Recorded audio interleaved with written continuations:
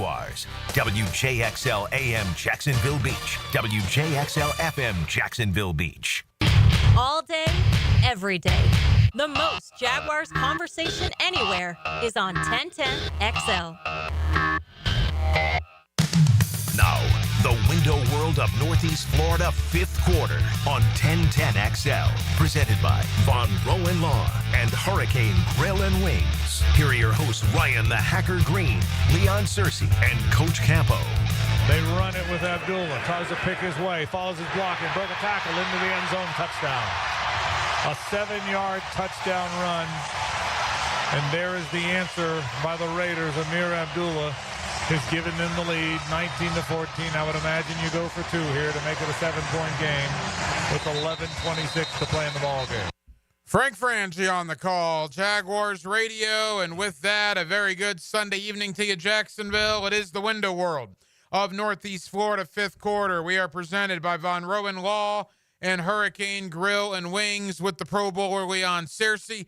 The hacker Ryan Green with you. The head coach Dave Campo is off this week, and good for him, because I'm not sure what needs to be said after a 19-14 loss to a team that had lost 10 games in a row.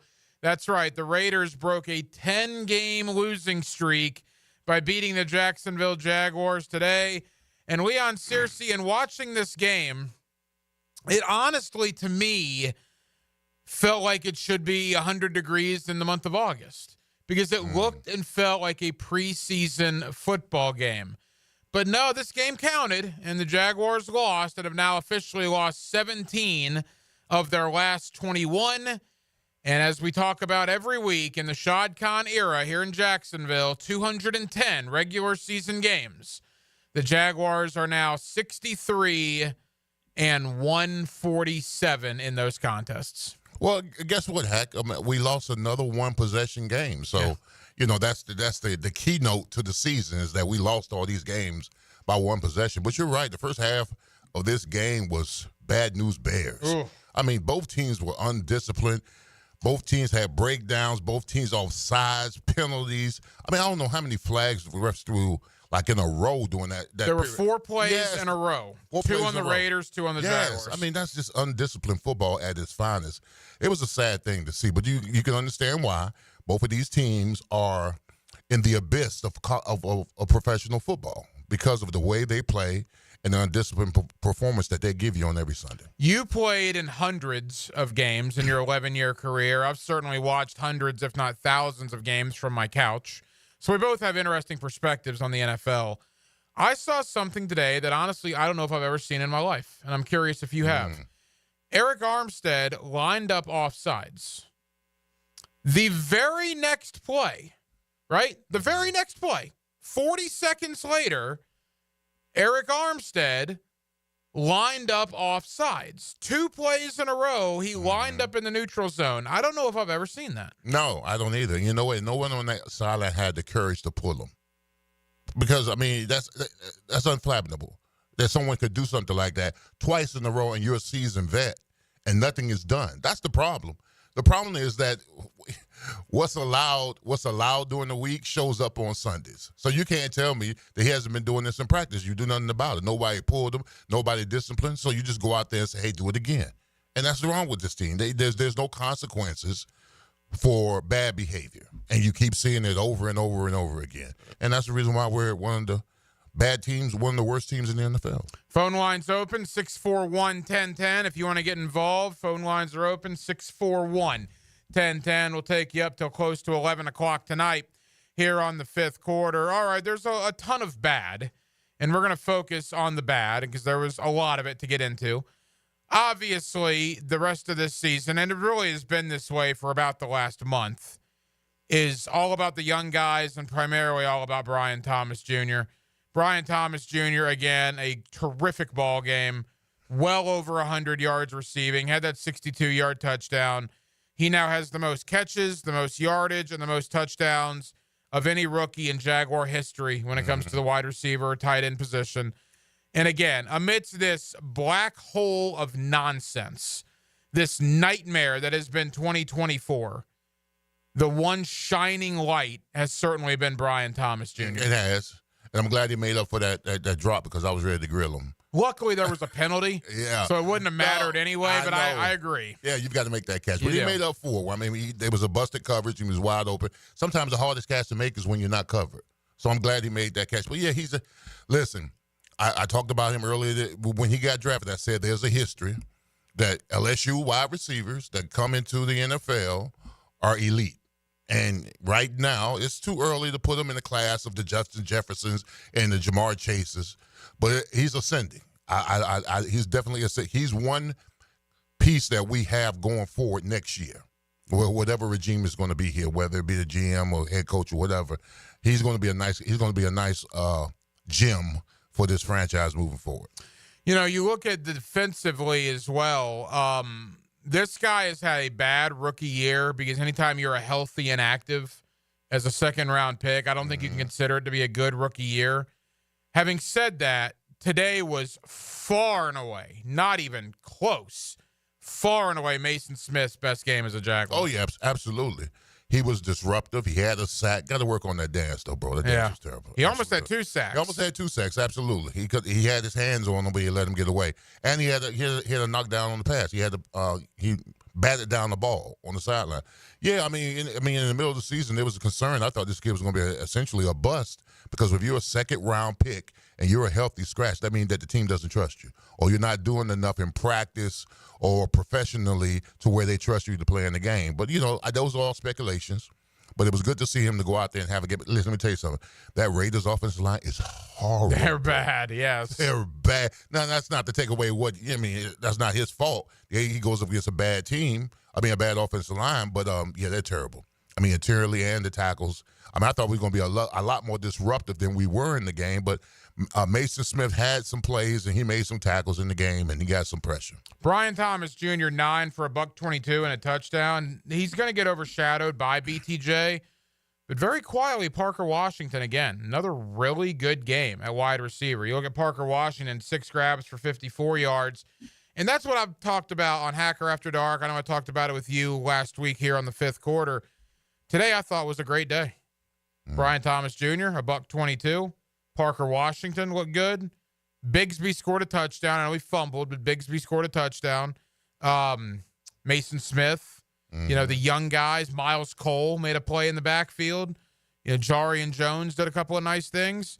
Your young guys kind of showed out a little bit. And you lost the game. And a loss helps That's where we are right now. That's where you are. Give me a good show, but I don't need a finale. Not to put words in your mouth, but I think you kind of came on board with me last week. I'm on the boat now, Hack. After they lost against the Jets, I'm on board. Definitely on board. Give me a good show, but no finale. Entertain me. Yeah. Have the young guys show out a little bit and lose the game. And they've done terrific at that. And by the way, maybe Mac was given that memo because Leon Searcy on 4th and 11 with the game on the line with a minute to go, you're going to throw a check down for 5 yards to Dearness Johnson on 4th and 11.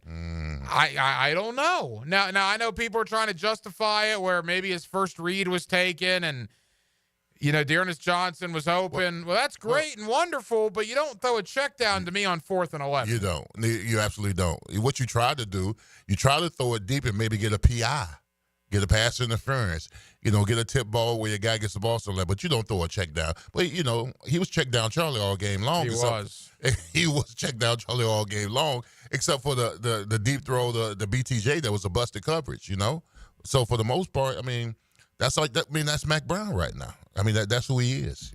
You look at today's game, and we talked about this. I talked about this with you last week when I had you on Hacker After Dark. It's human nature, man. You're out of the playoffs. A West Coast trip. The holidays are coming up. Brenton Strange fumble. Tank Bigsby fumble. Mac Jones had some inaccuracies. I heard Sexton talking about this in the postgame, and he's right. How many times did Logan Cook shank a punt? Never. And Logan Cook shanked a punt. Are we getting to see some inklings that they can say all they want, but they're waiting to go to Cancun in a couple of weeks? They won't say that, but there were some things today that made you think. Bro, not even Cancun, bro. It's Christmas. Well, yeah. Come on now. It's the time of the season where you want to be with family. You want to chill. Listen, you're 3-12. All right? You need some consoling. from family members. All right, I don't know. Most of the time, they're usually in town. Can't wait to get back to them. The kids all around the fireplace and want to open it. Your mind, and you go on a very long trip, 5-hour trip, and you got to take another 5-hour trip back. I mean, it's human nature to think it feel like it's chilly outside, to feel like it's holidays, and your mind may not be completely on the game.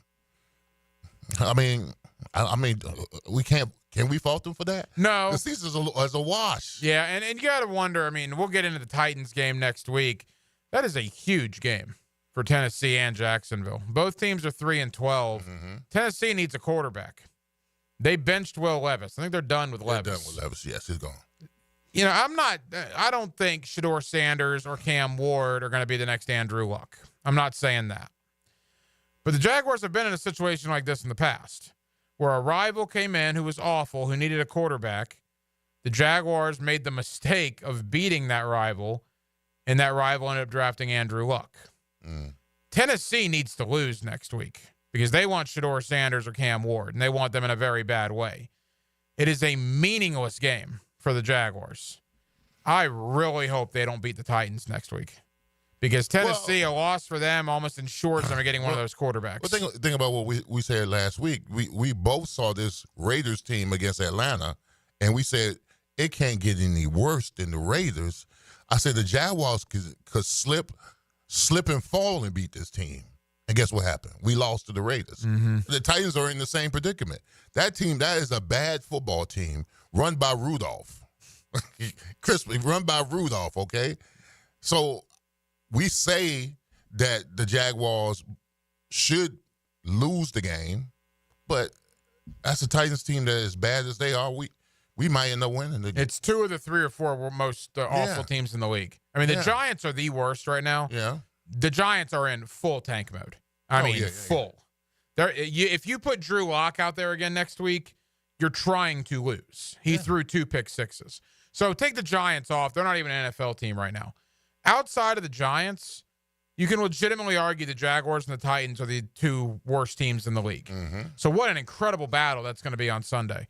And we get to talk about it for the next 2 hours tonight and all week here on 1010XL, and I'm very excited about that opportunity. Oh, joy. Yeah, that's good stuff. Change has got to come, right, in 2 weeks from tomorrow. I mean, it's got to.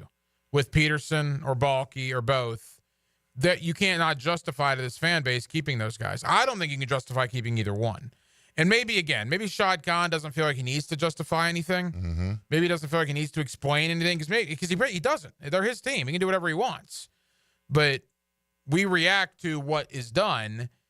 And I can just tell you, I got a lot of Jaguar buddies that are season ticket holders, been so from the inception. A lot of Jaguar friends that have children now that are getting into their teenage years. People are done with this, man. They're 63 and 147 in the last 210 regular season games dating back to 2012. They're 4-17 in their last 21. You have got to change what's going on here. Let me ask you a question. What would be your shock meter from 0 to 10 if nothing happens? I would be flabbergasted. 10. It'd be absolutely. I'd be at a 12. At a 12. I would be flabbergasted. So let me ask you a question. What would be your shock meter if they just fire Balky? If they just fire Balky, I'd be at a 12. A 12. I think Peterson gets fired, and I think it's 50-50. Balky goes with him. Okay. All right. Well, listen. First of all, billionaires don't like being told what to do. Even with the outcry of the public, even with the terrible records that he has. I mean, me and Matt Hayes have been steadfast on the fact that both of these guys going to float. You know what billionaires don't like too? I don't think billionaires or anybody likes this. I don't know but one. Right. Well, I mean that's true. I wish I knew more billionaires actually, but I would assume billionaires don't like being told this is the best team we've ever had. Yeah.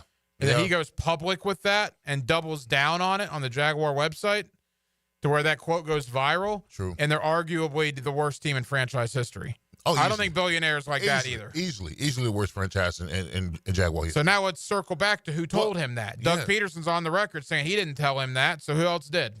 Doug Peterson said no. Doug Peterson said no, that wasn't me. Wasn't me. So I'm going to assume that probably means Trent Baalke told him that. Well, let me ask you this question, Hack. I mean, if last year was an organizational failure, what is this year? Oh, it's colossal ineptitude of magnificent proportions. There is not verbiage. I mean, arguably, and again, you're one of the top 10 players that's ever played here. Mm-hmm. This is one of the worst, if not the worst teams this team has ever had. Absolutely. This franchise has ever had. With the expectations coming into this season, gosh. absolutely. Oh, absolutely. my gosh. All right, phone lines are absolutely loaded. Leo, Junior, Jonathan. Is that Jay Wave on the line? Let me tell you something. Whenever Jay Wave gives you a call on a Sunday night, we got things to discuss, all right? So if you're on the line, we will get to you. I promise you guys are first up out of the gate. The Jaguars lose again. It's become a mantra, right? I mean, it's what we do here in Duval County during football season.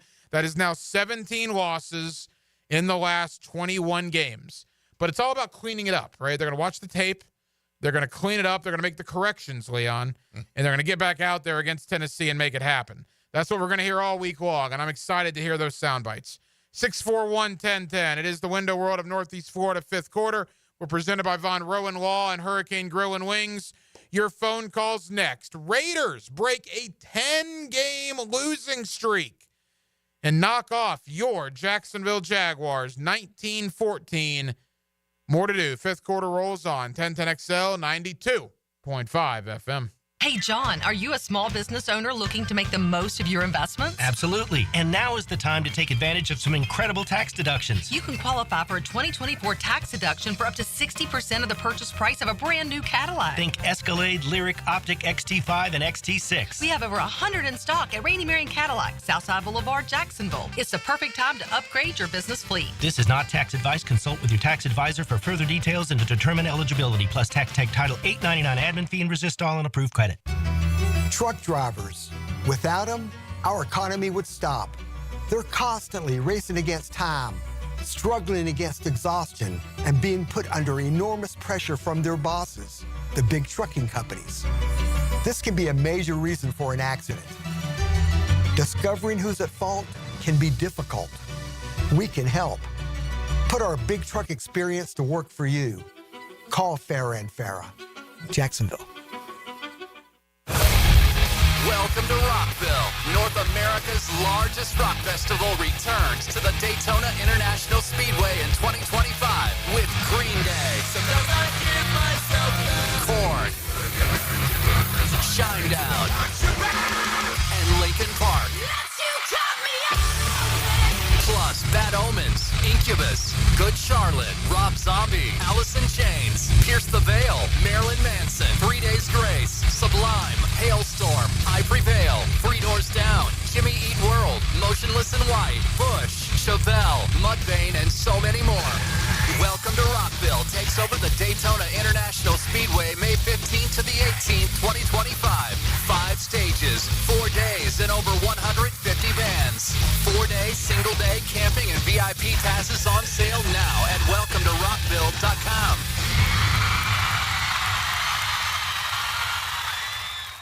Hey everybody, it's Mike Dempsey. Here in North Florida, you know that when temperatures go up and your AC goes out, you need help now. Like right now. Like lickety-split. So why not call Lickety Split and get same-day emergency service for your AC? Now, I bet you've seen their trucks all over town because they've got dozens of certified technicians ready to repair not only your AC, but your home's plumbing and electrical too. So when you want it done right and you need it done right now, call Lickety Split AC, Plumbing, and Electric. Want to be up close and personal with the Jaguars as they take the field? Here's your chance to be in the shadows, outside the Jaguars locker room, now called The Vault. Enter today at everbank.com/shadows. One winner and a guest for every home game at Everbank Stadium. No purchase necessary to enter or win. Open to legal residents of the United States and D.C. 18 and older. Entry periods for the Shadow Sweepstakes promotion from 8/19/24 to 12/15/24. For official rules and complete details, visit everbank.com/shadows. Sponsored administrator, Everbank NA, member FDIC. Get more Gators on the Gator Bites podcast presented by Southeast Orthopedic Specialists with new episodes every Friday. Subscribe and listen by searching for 1010XL's Gator Bites podcast wherever you find podcasts and at 1010XL.com. Hey, Jaguars fans, as the official whiskey of the NFL, it's not a kickoff without the generous spirit of Crown Royal. And that's why we've built the Crown Royal Rig. An absurdly awesome 18-wheeler delivering the generous spirit to stadiums and tailgates across the country. Follow the Royal Rig on its journey from city to city, bringing together local cuisine, NFL legends, and the opportunity to pack a purple bag for charity and win tickets to Super Bowl 59. Visit crownroyal.com for rules and more, and please drink responsibly. Cannonball! Honey, someone's in our pool. Oh, refreshing. John, what are you doing? Oh, hey, Dave. Seeing as how me and the guys at Clearwater Irrigation reinstalled your sprinklers after the pool contractor ripped it out, I thought you wouldn't mind if I took a quick dip. But in a Jaguar print Speedo? Yeah, Dave. My bad. Clearwater Irrigation. We can't sing a lick, but we sure are good at sprinklers. And drainage, too. Hey everybody, Mike Dempsey here for Dandy Foods. Dandy subs and sandwiches. Look, we always want you to think about those great options as you're driving around Duval. But the beauty is, even as I'm dropping pounds, Dandy's got great options for me as well. Told you all about their protein packs, delicious salads that they have out there. They have fruit cups for on the go. You know what they have. Veggie snack trays. You can grab those on the go as well. Perfect, healthy snack. Dandy is the name to know when you're on the go. So stop into a Gate store anywhere around Duval and make yours a Dandy. And do it today. Does the building you go to work in every day need a little love and attention? Jason Parker here with Performance Painting. Great companies take great care of the buildings their staff and customers walk into every day. If the building you're in doesn't match the vision you have for your company, we can help. Go to performance-painting.com. Our highly trained team makes the difference. Quality coatings applied with pride. Performance Painting. 1010XL is presented by Farah and Farah, exclusive injury law firm of the Jacksonville Jaguars. Protecting you and your family. Call 396-5555. Jacksonville, putting an extra 60 minutes on the clock. The window world of Northeast Florida, fifth quarter. Presented by Von Rowan Law and Hurricane Grill and Wings on 1010XL. Dropping is Mac Jones, looking, fires deep, up and wide open. Brian Thomas Jr. 30, 20, 15, 10, 5, into the end zone, touchdown. Brian Thomas Jr., who else? And the Jags are in the end zone, an extra point away from taking the lead.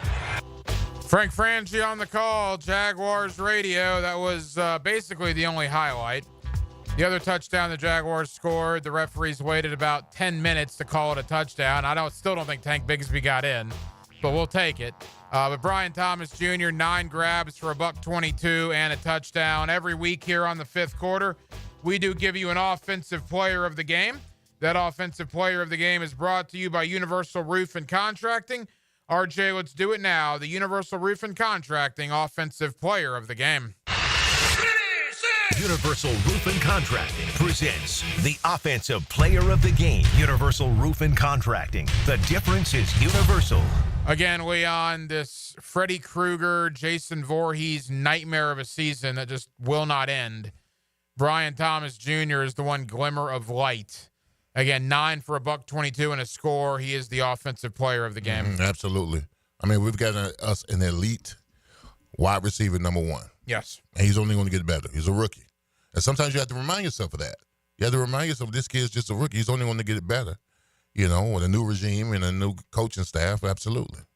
Let's go to the phone line, 641-1010. Let's head up to Buffalo. Let's get our guy Junior in here on the fifth quarter. Junior, how you doing, man? Hey, guys, how you doing? Before we get started, I just want to wish you and your families a great Merry Christmas and a very healthy and healthy New Year. This game was... Junior, appreciate it. Happy holidays to you. If you get a better call, signal, call back. RJ, if he calls back with a better line, we'll bump him to the front. But happy holidays to you. Junior's one of our guys, man. He's been here through a lot of the losses with you and I over the years. Let's head to Mandarin. Let's get Leo in here on the fifth quarter. Leo, what's going on?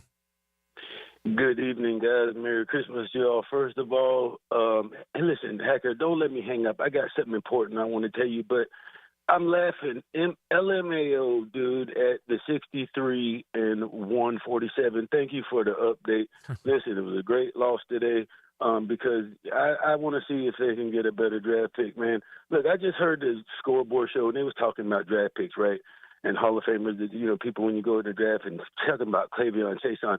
Let me tell you something, man. This team if you think about it, guys, we've drafted a lot of good players. Look at y'all talk about Clavion Chason. I was looking at Dante Personal Fire Jr. Dude, he got 8.5 sacks. We let so many good guys go. Ramsey, Ngakwe, and I know what you're gonna say. Well, that was a different regime. That's the problem with firing GMs and head coaches and don't know what you're doing all the time. We have drafted good guys. Jawan Taylor, Cam Robinson. These dudes playing on Playboy teams, but we don't know how to keep them and retain these guys. And I like the nucleus of young guys we have right now, but I hope they can do. Listen, I want to tell you this, Hacker. Listen to Leon. Make it a little segment. He was right about something when he was talking about it might not be no change, because the scuttlebutt is when you see that yacht leave town and you ain't see no change, that means them jokers might be still here. Okay, so just keep that in your ear, and he might be doing that. And I don't know why, and maybe they are. But I'm gonna tell you, I think that's what's gonna happen. I think they're gonna come back, and that pass to Brian Thomas. I want to ask y'all something before I go. You see how he had to slow down and wait for it? And it seemed like Mac Jones took everything he could to throw that ball to him, but he didn't overthrow him, did he? Seemed like Mac Jones just make them simple little throws. But I hope that Trevor is learning from this, man. Make the easy, simple stuff, and you ain't got to try to be misfiring over and fire guys all the time. I hope they figure it out, man. Keep the young guys and figure some of these things out. They should have been building this offensive line from the get-go. Hey, that's why they drafted Tony Baselli number 1 overall, because you build your lines, man. You should always be drafting offensive linemen. Hey, we appreciate the phone call. We got to move on. Leon, I know that there's the thought that they're not going to do anything, and I agree they may not let go of both guys. Again, they're 4-17 in their last 21 games. I am not in favor of that.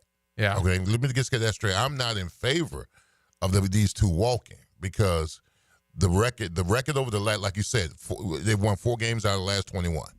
That's fireable offense. Absolutely a fireable offense. What I'm saying is that after that game against Detroit, when nothing was done, when it should have been done, when he had the opportunity, nothing was done. So I have this feeling, this gut-wrenching feeling that when the season is over, both of these guys are going to float. Not that I'm in favor of it, but I've seen what this franchise does and doesn't do, and this is what they won't do. And you might very well be right. I'm just telling you, if that is the case, I would be floored. I would be absolutely floored. And again, it's still a business, right? You gotta sell tickets. You gotta, the fan base needs to be supportive. Good luck if you keep Peterson and Balky justifying that to this fan base who's put up with this nonsense for over a decade. I agree. Good luck explaining yourself and getting a wave of people purchasing tickets and going to that stadium.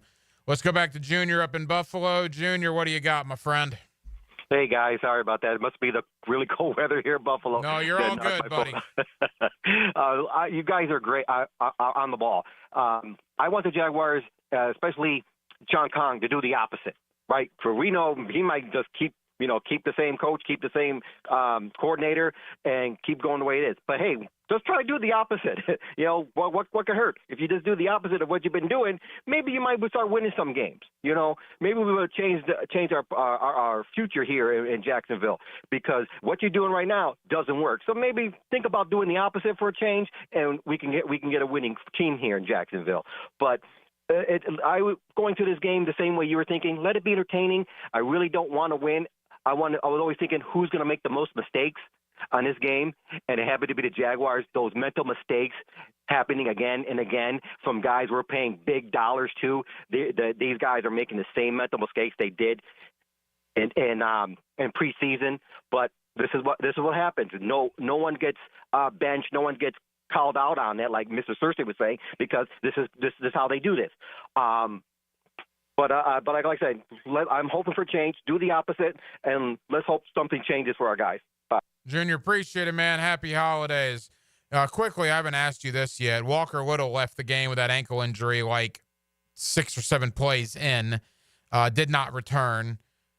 Cole Van Lanen comes in. I thought played admirably, but got beat for that sack at one time, although it might have been a coverage sack with Chase on. Your overall thoughts on the offensive line's performance today?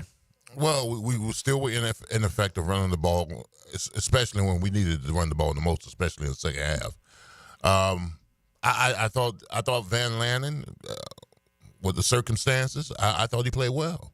I mean, listen, that Chase-on thing was, that was the quarterback out the pocket. He comes around, makes a sack or whatever. And that holding call wasn't a holding call.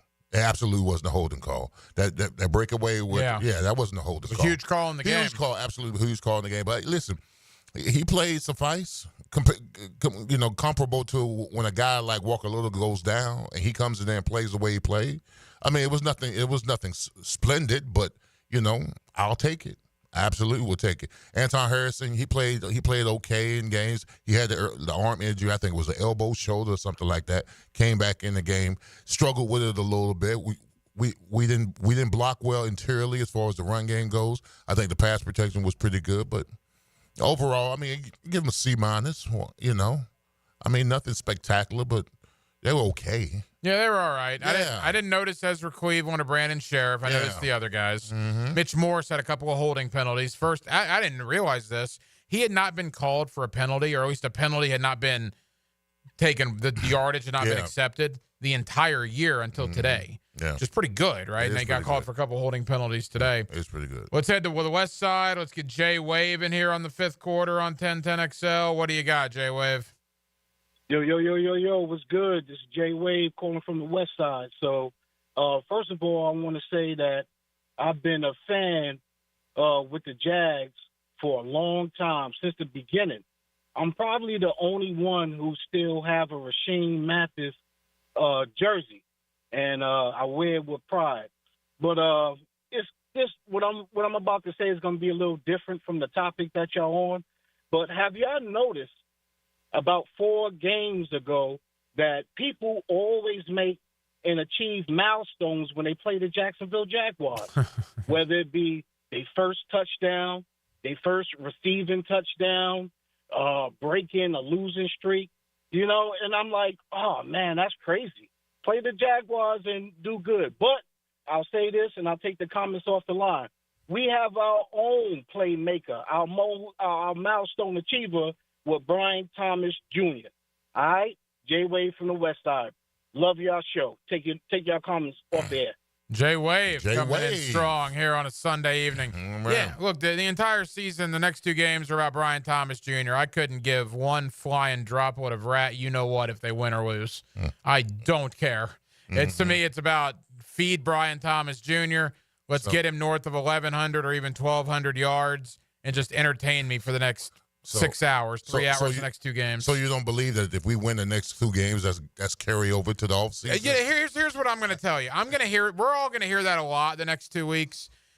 Positive momentum going into the offseason to get some positive momentum. Well, I'm sitting in a radio studio with a man that played in a Super Bowl, a man that went to the Pro Bowl, and a man that played 11 years in the National Football League. So let me ask you, Leon Searcy, is there any such thing when you're 3-12 as winning your last 2 games, and that will provide positive momentum going into the offseason? Well, let me just say this first of all. I've never been 3-12. Thank goodness, never been 3-12. But no, you don't use that as positive momentum going into the offseason. The players could care less about football, especially losing players on losing teams. Well, and that 40% of your roster is not even going to be here in April when they come back. With everything that's going to happen as far as cuts go, free agency, draft.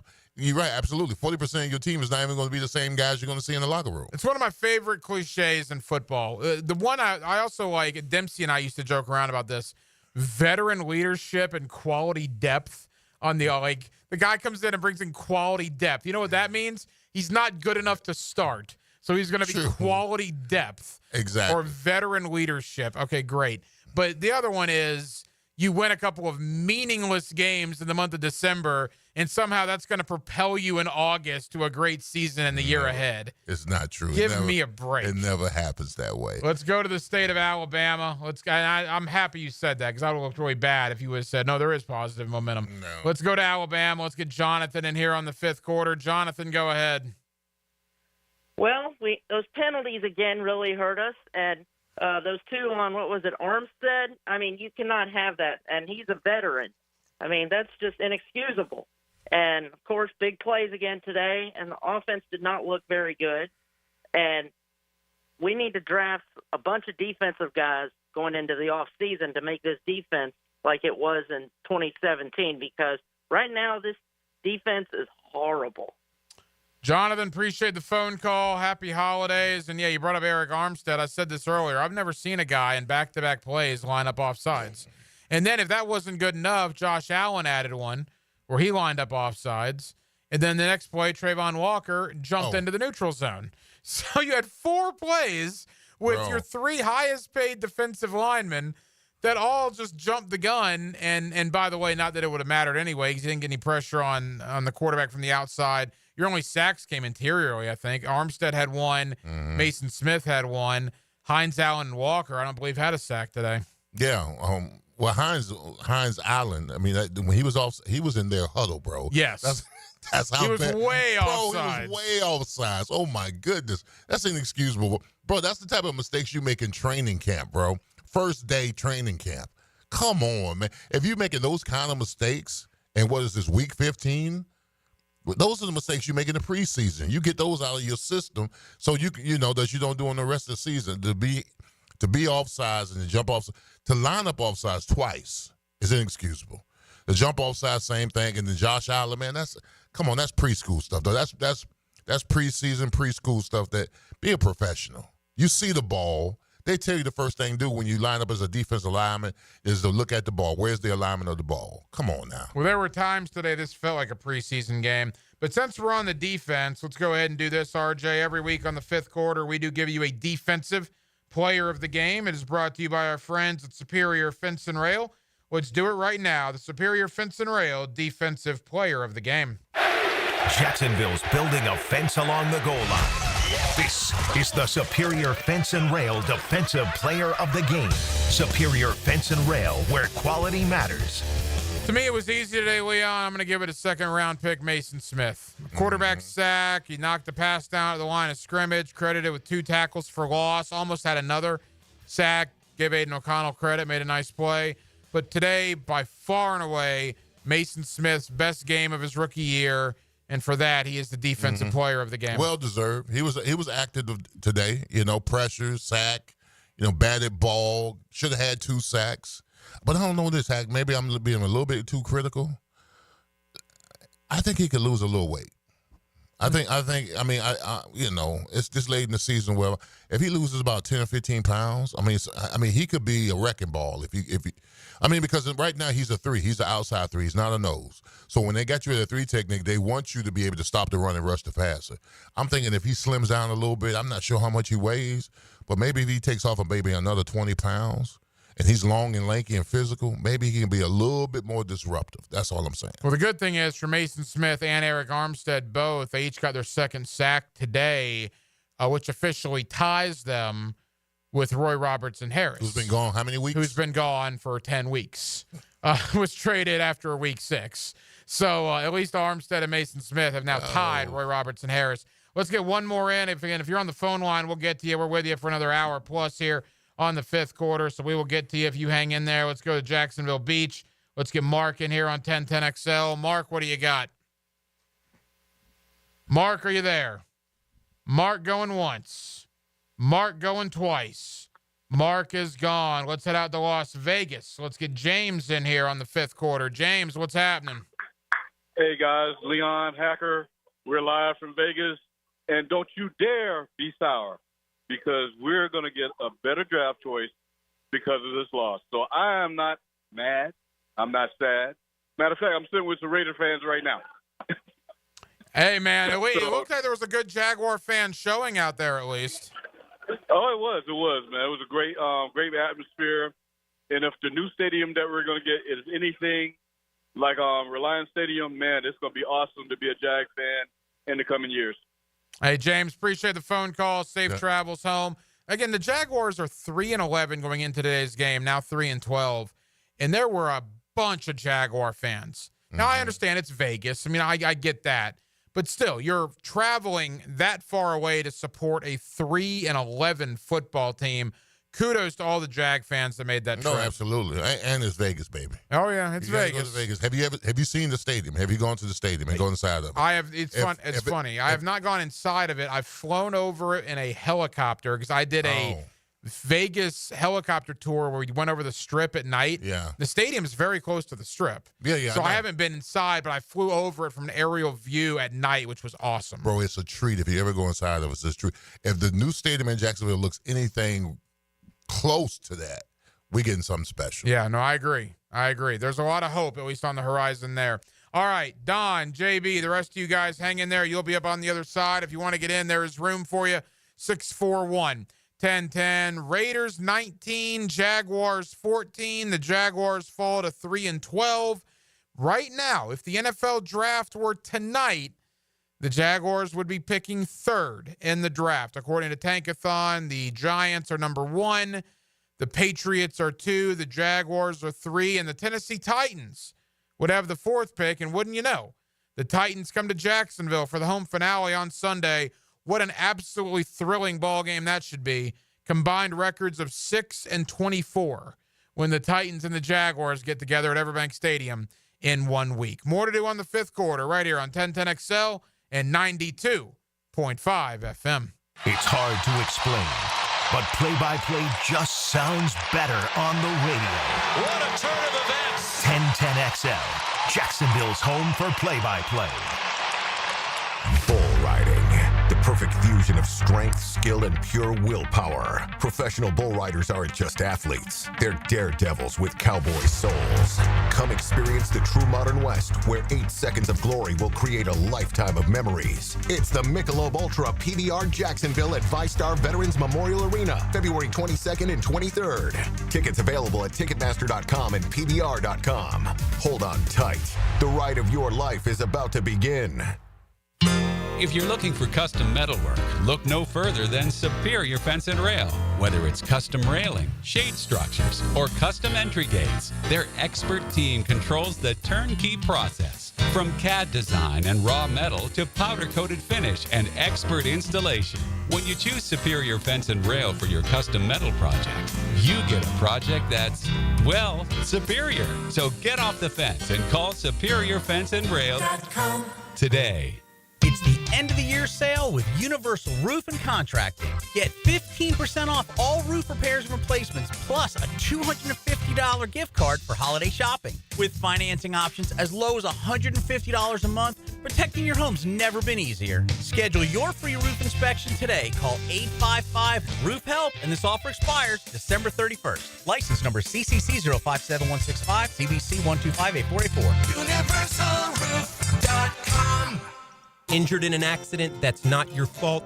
Don't worry. Zach's got your back. I'm Zach Von Rowan at Von Rowan Law, and over the past 20 years, I have fought to recover millions for my clients throughout Jacksonville. If you've been injured in an accident, have mounting medical bills, can't work, don't worry. Zach's got your back. I will fight for the compensation that you deserve and will be there every step of the way. Go to Zach'sGotYourBack.com to set up your free consultation with me today. Zach'sGotYourBack.com. This is the flagship station of the Jacksonville Jaguars. WJXL AM and FM. Jacksonville Beach. 1010XL. Home sweet home of the Jacksonville Jaguars. He was the best back in Jacksonville. It has to be Fred Taylor. Fred Taylor joins Dan and Jeff on the drill Monday mornings at 8:30. A tough guy. Monday morning running back with Fred Taylor is fueled by Epstein and Robbins and Monahan Jewelers. Bold City AC, heating that rules. Is your AC ready for the holidays? Bold City Heating and Air ensures your AC stays in tip-top shape. We know that a clean AC is a healthy AC. Upgrade yours for just $96 a month and enjoy free duct cleanings with your new system. Plus, ask about our 0% financing options. Bold City AC, we got the crew. Bold City AC. Visit boldcityac.com. Hey, Jacksonville Koozies, it's me, Soccer Sam, for Salvatore's Pizza. Rochester, New York's favorite pizza is now open in Jacksonville, Florida, Tapestry Park at the Loft Hotel Plaza. Daily $10 deals, dine-in with beer and wine, and delivery at salvatores.com. The famous Formoso family brings Salvatore's Pizza, Rochester's favorite pizza, including our 32-piece sheet pizza for your next event. Go with me, baby. Salvatores.com. Navy Mutual was created by service members for service members, so we know what it means to serve. Our policies have no active duty service restrictions, so you can rest assured that you're covered no matter your duty station, home or abroad. To go even further, we promise that premiums will not be higher for those who serve in dangerous environments, including aviation, diving, or on deployments. Let us help you protect those you love the most. Learn more at NavyMutual.org. 1010XL is presented by Farah & Farah, exclusive injury law firm of the Jacksonville Jaguars. Protecting you and your family. Call 396-5555. Jacksonville. Bringing you an extra quarter of football. The Window World of Northeast Florida, 5th quarter. Presented by Von Rowan Law and Hurricane Grill and Wings on 1010XL. Mack under center. There's the give to Tank Bigsby. Lowers his shoulder. Leads toward the goal line.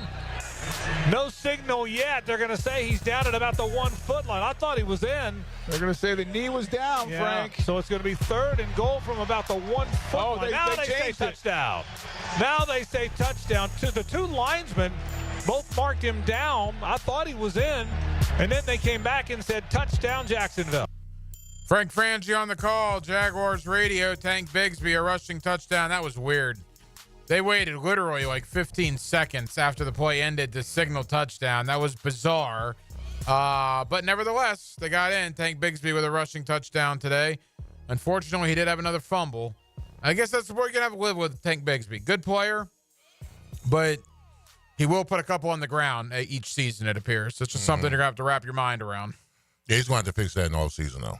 He's absolutely going to. He was doing all right. I mean, we said that last year, though. He fumbled a lot his rookie year. Yeah. We said he had more fumbles than yards. Yeah, he had more fumbles than first down carries. Exactly. And he's had a great year. He's had okay. He's had a good year. But I mean, that's how many fumbles does he have this year? I can think of probably 4 or 5 off the top of my head. He's had 4 fumbles, and this is the first one he's lost. Okay. Yeah. Yeah. Mm-hmm. Well, yeah. That's still not great. No, it's not. Absolutely not. I know he had the one on the kickoff too that he fumbled, so it's not been good. But he did lose this one. Britton Strange. The Strange one, look, he caught the ball, he turns around, my man got his helmet on the football. I mean, some guys make plays. I don't know if I fault Britton Strange as much for that as maybe Bigsby. Now, granted, Strange still shouldn't fumble. I think he'll tell you that. But that was a really good play by the Raider defense. It was. Oh, but listen, both plays were. I mean, Tank Bigsby's fumble, the guy comes in with the fist and punches it out. Yeah. You know, I mean, they work on that kind of stuff. Well, that play ended our season 4 months ago in Miami when Javon Holland did that to Travis Etienne. True. The season was over 2.5 or 3 quarters into the year. You're right. We were never the same. Never the same. Never the same. The season was over. It was. On September, what was that, 8th? That is where it began, bro. Oh, my gosh. Where we couldn't finish and come back, that was it. The Dolphins game. Just awful. Every week here on the 5th quarter, we do give you a special teams player of the game. That special teams player of the game is brought to you by Crown Royal. RJ, let's do it now. The Crown Royal Special Teams Player of the Game. Now, it's time to showcase the Crown Royal Special Teams Player of the Game. Live generously and life will treat you royally. Now, not only do I want Leon Searcy's thoughts on this, I'd like your perspective on it as well. You can't give it to Logan Cook today because it was not his best hour. Mm-hmm. Cam Little only had 2 extra points. Now, he made both of them, but there's nothing good about that. I mean, it's 2 extra points. Could have given it to Duvernay, but I went a different direction. I'm going to go kind of a career achievement award, a guy that we don't talk about a whole lot. Mm-hmm. But he's in like his 3rd or 4th year here in Jacksonville. He's got a couple of contracts. Just a guy that goes out there and does his job. A couple of special teams tackles today. And maybe it's because this guy gave me a fist pound in training camp. And I've been loyal to him ever since. Okay. But I do like Caleb Johnson. Caleb Johnson. And Caleb Johnson, a couple of special teams tackles and a fist pound for me back in August. Is this week's special teams player of the game. I think that fist pound has a lot more to do with it actually the game. The fist pound made me feel good. I'm not going to lie. You want to get on my good side if you're a Jaguar player? Give me a fist pound. Make me look good in front of people, including my wife who was there. And you're going to get on my good side doing that. Nice. So Caleb Johnson is this week's special teams player of the game. Okay, all right. I'm sure he did. Johnny Hustle is what they call him. How do you feel that he looked on those 2 tackles? He looked very persuasive. Yeah, he did. It was good. Did, absolutely. It was good sound tackling by Caleb Johnson. Yes, good fit, good finish, all that kind of stuff. RJ, good luck voicing that one. That's the best we could do with the special teams player of the game. Back to the phone line, 641-1010 is the phone number. Raiders 19, Jaguars 14. How about this? The Jaguars are 3-12. They're awful. It's 10 o'clock on a Sunday, and we have loaded phone lines. Jaguar fans are absolutely amazing. Let's head to the north side. Let's get Don in here on the fifth quarter. Don, go ahead. Good evening, fellas. Good evening. Hey, Don, how are you, pal? Just as good as you guys are as far as the results and everything else. I just wanted to say I'm just curious get y'all opinion. Where's Josh Allen, the guy that we just loaded up and paid him and our number one overall pick, Trayvon Walker? Where them guys at? Tyson Campbell, Andre Cisco, some of these guys that should be showing up and doing our thing. Mac Jones, enough from all that, it's clear that he's back up at best about everything, the arm power and everything. Being a Jaguar fan is like it's like vouching for an unfaithful woman. You know, you're trying to defend something, and you're looking crazy for all that. They got to do better. They got to load up. They got to tighten up. And, you know, regardless of all the situations, still Jaguar fan till, you know, we do it. Duval till we die. But, yeah. Don, appreciate the phone call. He said being a Jaguar fan is like going to bat for an unfaithful woman. How about that? Yeah. You love her. Interesting. He's saying that you love her, but she's still going to cheat on you. I agree. No, I get it. It's a deep analogy on a Sunday night. Yeah, very deep. What about Joshua Hines-Allen, Tyson Campbell? I mean, it's a lot of money that went out to those guys in the offseason, and I'm not sure if you've gotten your return on your investment. We haven't. Absolutely haven't. That's the worst thing to happen is when you get the bag and you don't show up. Listen, I know I tell this story all the time, but I remember when I came here in Jacksonville in 1996, and we were 3-6. I was in the office with Tom Coughlin, and they had just made me the highest paid offensive lineman in the history of the NFL, right? We were 3-6. Tom Coughlin came in his office and said, Leon, how do you think you're playing this year? I said, well, Coach, I think I'm playing average. He said, you're damn right you're playing average. We didn't pay you to play average. That's what Tom Coughlin told me in 1996 when I signed with the Jaguars when we were 3-6. And he was right. When you get the bag, bro, you cannot be average. You cannot, because where was all the shine that got you the bag? Where's that at now? You've gotten comfortable with the money. That's the perception of the public, is that now that you got the bread, you're comfortable. Mm-hmm. Because we should see a lot more out of Hines-Allen, Tyson Campbell, all those guys, Trevor Lawrence, who's hurt. But when you get the bag, bro, you can't have any excuses for poor performances anymore. You got to shine. If you don't shine, people are going to look at you differently. I mean, honestly, you can talk about all those guys. Lawrence was not great before he got hurt. Mm-hmm. Hines-Allen's been close to a disappointment. Yeah. Tyson Campbell got hurt, missed 4 games, has never really recovered. Foyer's been okay. Foyer got paid too this offseason. He's probably been the best of the 4. But still, I don't think Foyer would tell you that he's been as good as he probably should have been or needs to be.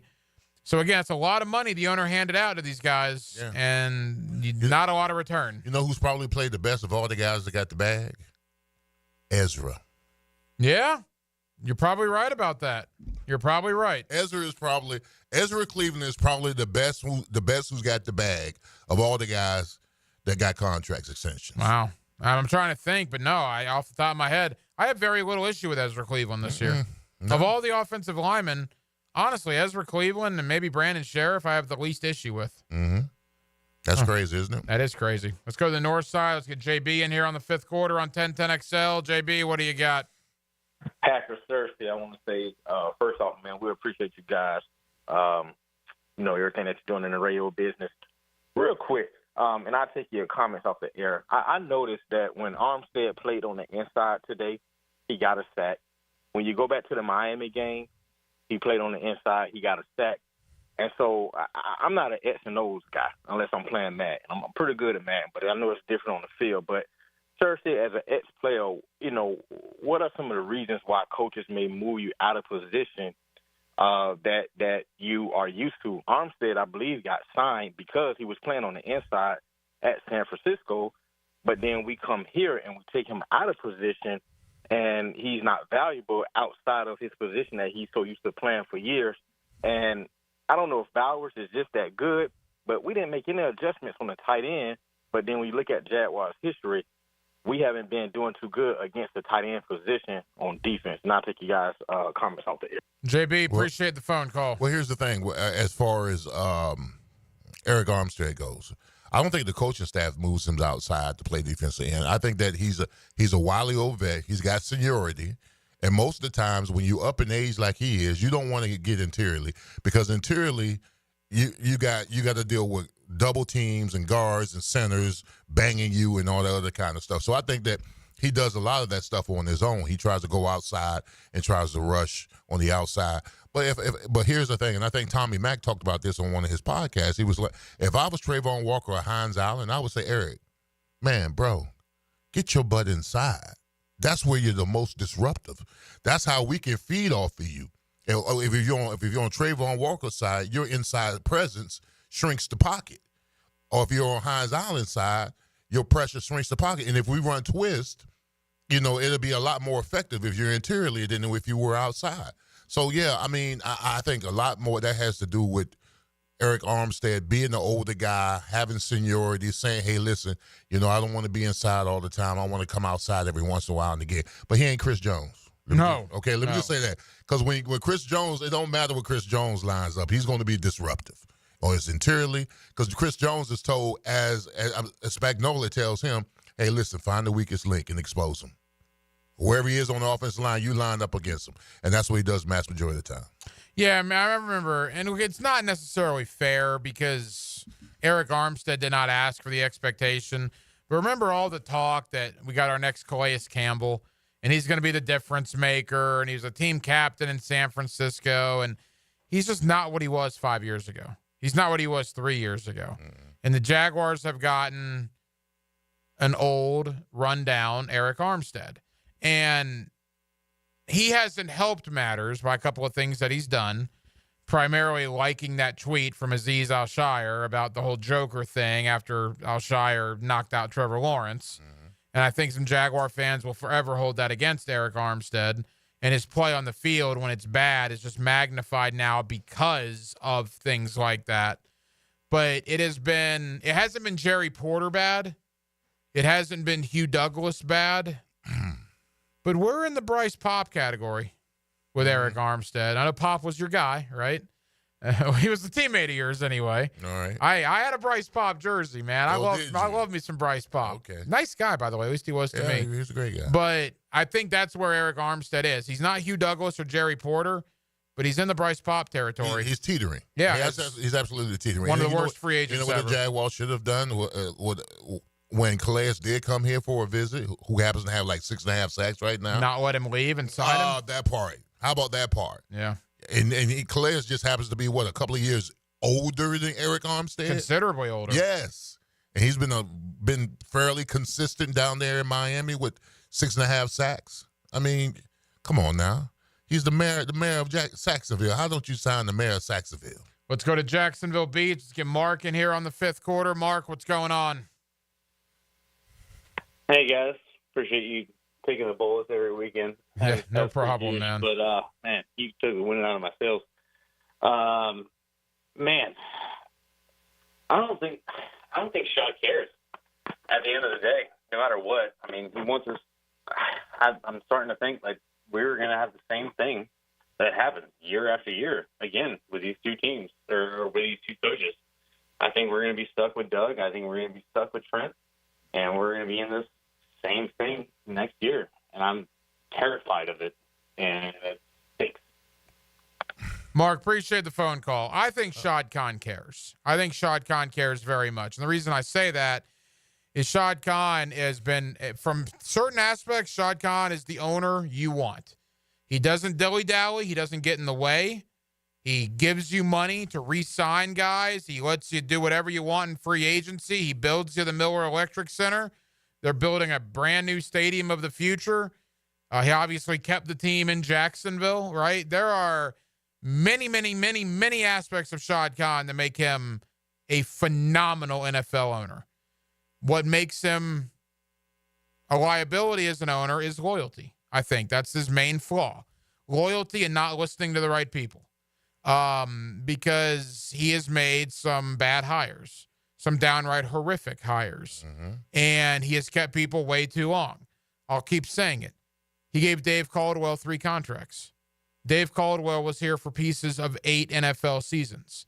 That is absurd. That is nonsense. Gus Bradley was here for 4 years. Again, absurd and nonsense. And if Doug Peterson and primarily Trent Baalke are back in 2025, that will again graduate to the absurd and nonsense. And that is Shad Khan's biggest flaw to this point. Yeah, it is. I agree totally. I mean, this season alone is a fireable offense. Someone's got to go. I don't know who it is. I don't know what person, the personnel people, but somebody's got to get fired. After this, with all the expectations of this season, going into the season, yeah, you could tell me about injuries and all the guys getting hurt and all that kind of stuff, but we were bad way before the injuries. Bad way before the injuries. So, I mean, your record is what you are, you know? You're a 3-12 team, and you've got the number 3 pick in the draft. That's bad. Someone's got to go. 4-17 in the last 21, dating back to last year. There is no excuse for that. There's no justification. I don't care. Everybody has injuries. Everybody does. There's no life rafts. No. Someone's got to go. Let's get a couple more in. Again, if you're on the line, we'll get to you. We're with you for about another 45 minutes or so here on the 5th quarter on 1010XL. Let's go to the south side. Let's get Mimi in here on 1010XL. Mimi, what's going on? Hey, happy holidays to all you guys at 1010XL and everybody who listens to 1010XL. Happy holidays to you as well. Thank you. Thank you. Listen, I want to propose an idea, and it probably won't ever happen, but hey, would it, could it, should it? And I'll take your comments off the air. What if for next season they get rid of Trent Baalke, they get rid of Press Taylor, but they keep Doug Peterson? Thanks a lot, gentlemen.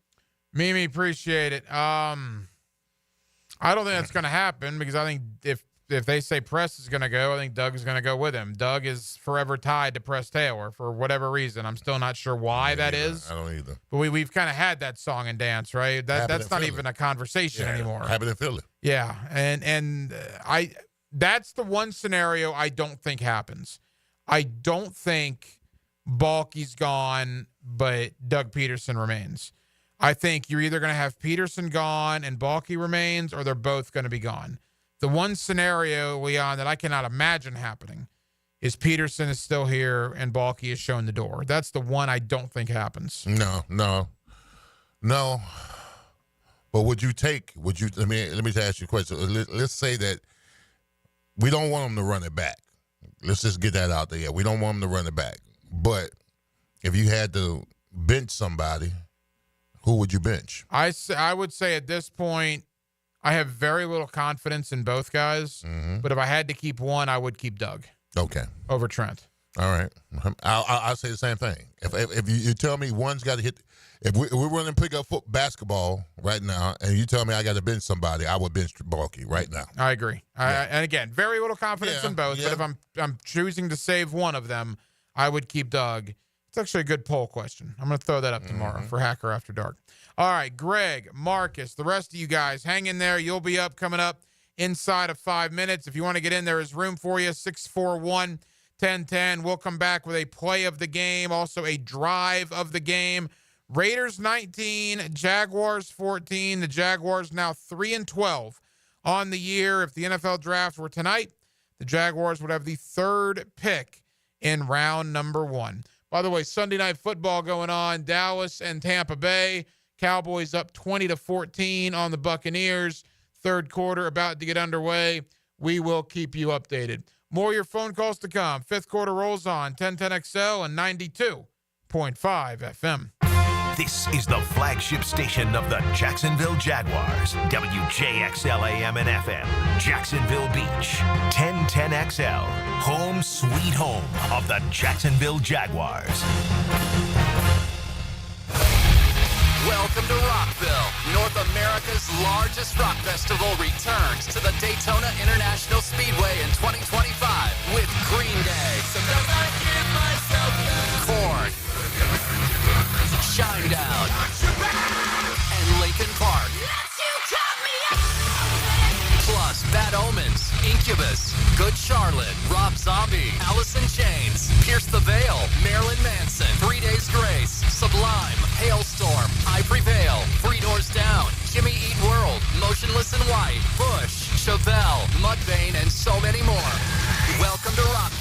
over the Daytona International Speedway May 15th to the 18th, 2025. 5 stages, 4 days, and over 150 bands. 4-day, single-day camping and VIP passes on sale now at welcometorockville.com.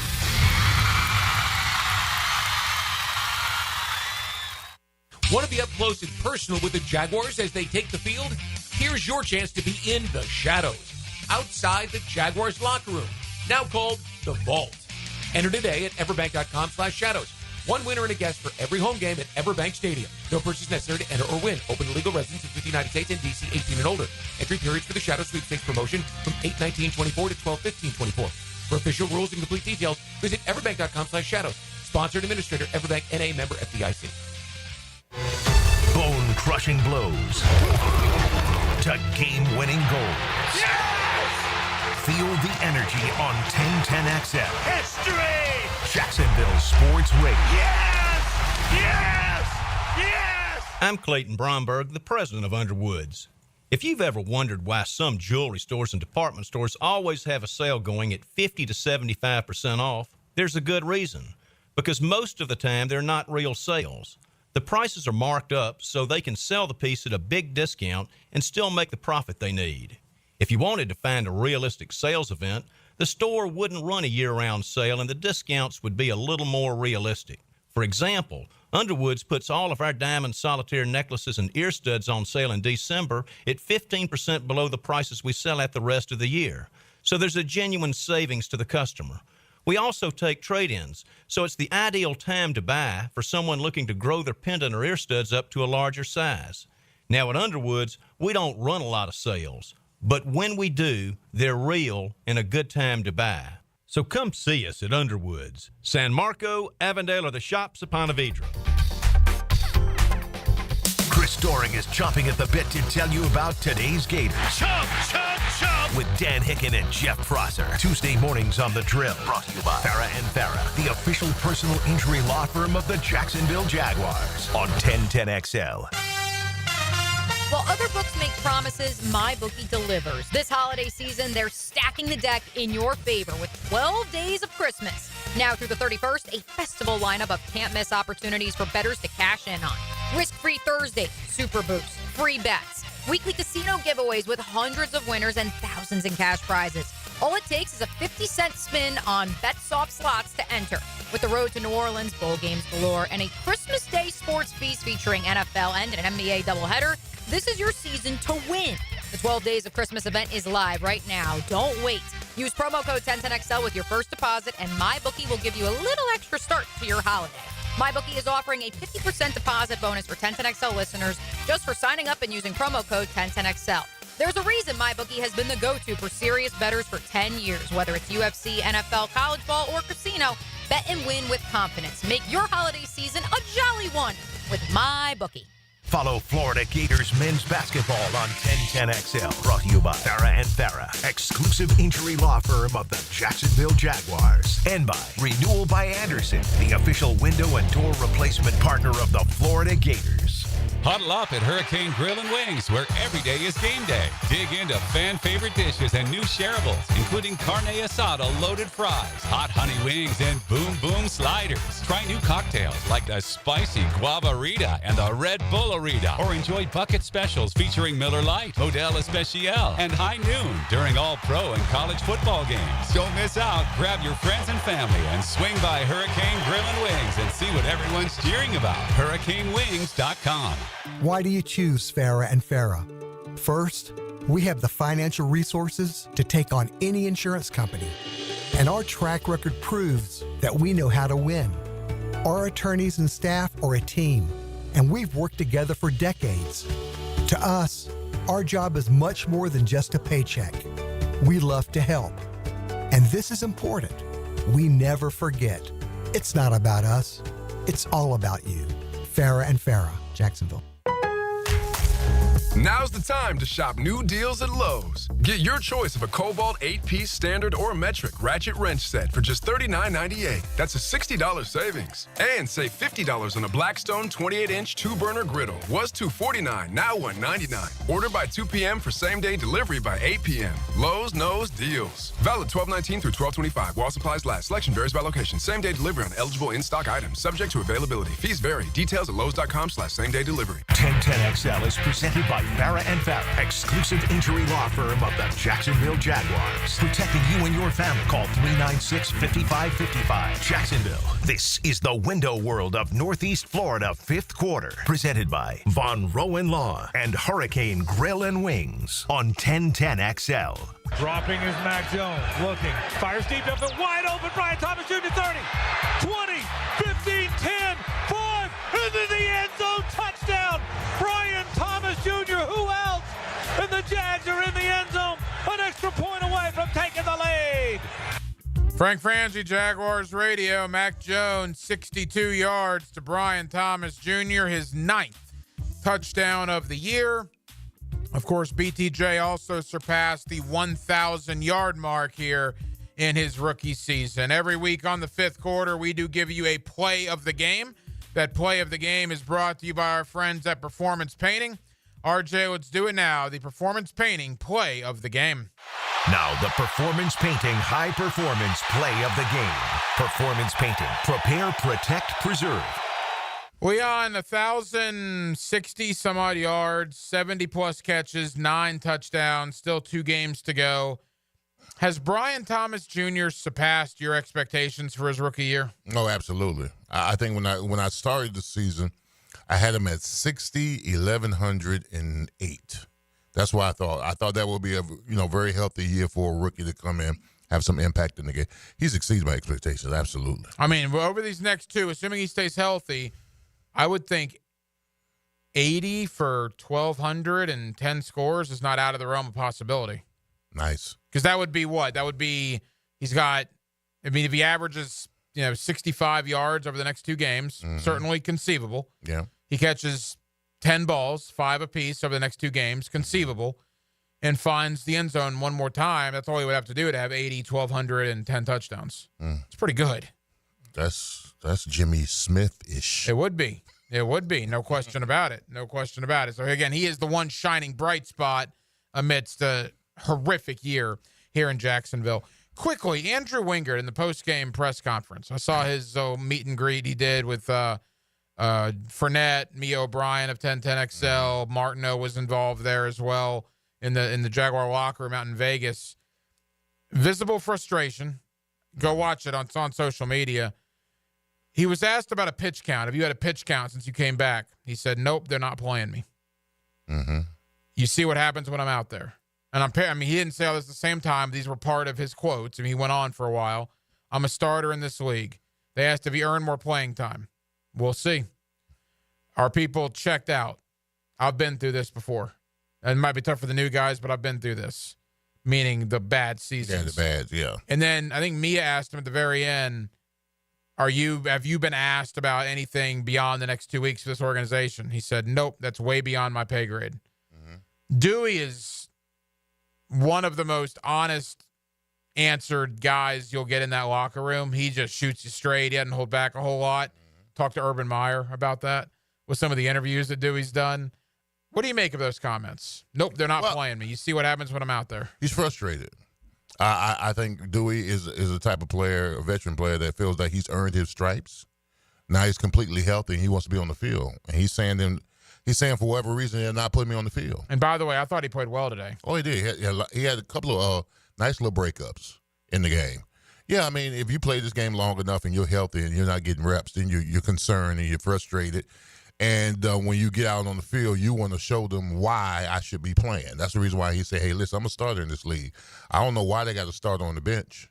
Maybe they're trying to, get some new eyes on the younger guys or whatever, the guys they're trying to implement. But, yeah, he's clearly frustrated because he's seen his organization at its very worst. Then he's seen us back on top. Then he's seen us okay on top again. Now he's seeing us that very worse again. So, I mean, he's clearly frustrated with the trajectory of the team. Also, it appears Ronald Darby was a healthy scratch today. What do you make of that? Obviously, that experiment did not work out. Yeah. You're a healthy scratch, man. This late in the season, with only 3 games to go, they don't trust you. That bottom line. It's something that you're doing throughout the week where they don't feel that that we can play you. And it appears Monteric Brown has taken his spot. Yeah. Yeah. Well, yeah. I mean, if you don't dress this late in the season, bro, they've written you off. I mean, they've written you off, and they want to see some new blood out there and see if they put some work in. Let's go out to Las Vegas as we head back to the phone line, 641-1010. Let's get Marcus in here on the 5th quarter on 1010XL. Marcus, go ahead. Marcus. Hey, what's up, guys? How you doing? Hey, buddy. How are you? First off, I just wanted to say happy holidays and thank you for taking my call. Yes, sir. Happy holidays to you as well. What's on your mind? Thank you. I moved to Jacksonville back in '94, right? I've been a die-hard, proud Jaguar fan, season ticket holder and everything. I live out here in Vegas now. My family, they let me open up an early Christmas gift. It was tickets to the game today, and, man, it was so beautiful to see so many Jaguar fans in one place. Even though we didn't get the win, it was still beautiful. I just wanted to ask you guys one quick question. We keep talking about parting ways with the coaching staff, right? I was wondering, is Jacksonville even a top spot, a top landing place for some of these coaches out there? I mean, I know we have the talent, but it seems like there's a big problem in the front office, and I don't know if anyone wants to come here and deal with that. Again, happy holidays, and I'll take it off the air. Marcus, appreciate it. Well, that's going to come down to whether they get rid of Trent Baalke, too, because I believe if Trent Baalke's here, you're going to have a problem finding coaches that want to come here. If you look at the other jobs that are open, Leon, the Jets are open, the Saints are open, the Bears are open. There's speculation that the Giants could come open. There's speculation about Dallas, although I think McCarthy's probably safe. There's speculation about Las Vegas, although I think Pierce, maybe after today, is probably safe. There might be another surprise or two. But if you think Jets, Bears, Saints, Jaguars, and even lump the Giants in if you like, I think Jacksonville, of those 5, is pretty appealing. I mean, maybe outside of Chicago. Yeah, I mean, we're pretty appealing because of Trevor. And Brian Thomas Jr. Yeah, Brian Thomas Jr. Yeah. Yeah, well, especially Brian Thomas Jr. the way he's playing. And you're gonna have a top 5 draft pick. Top 5 draft pick, yeah.